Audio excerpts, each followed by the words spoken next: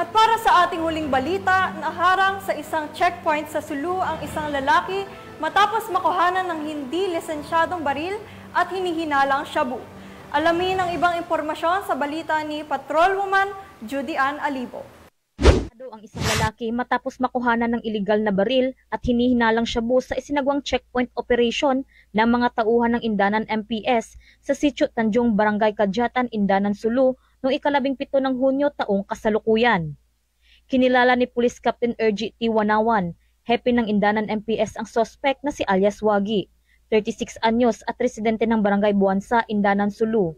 Ayon kay Police Captain Wanawan, matagumpay na naaresto ang suspect ng mga otoridad ng Indanan MPS at First Provincial Mobile Force Company, Sulu PPO, matapos mahulihan ito ng dilisensyadong isang unit ng caliber 45 Remington pistol na may serial number ng 6123982, 7 piraso ng live caliber 45 ammunition, isang piraso ng caliber 45 magazine, isang blue Honda XRM motorcycle, isang piraso ng heat-sealed plastic sachet ng hinihinalang shabu na tumitimbang ng 0.20 gramo at may tinatayang halagang 1,300 pesos, isang piraso ng tutor, isang cellphone at 666 pesos.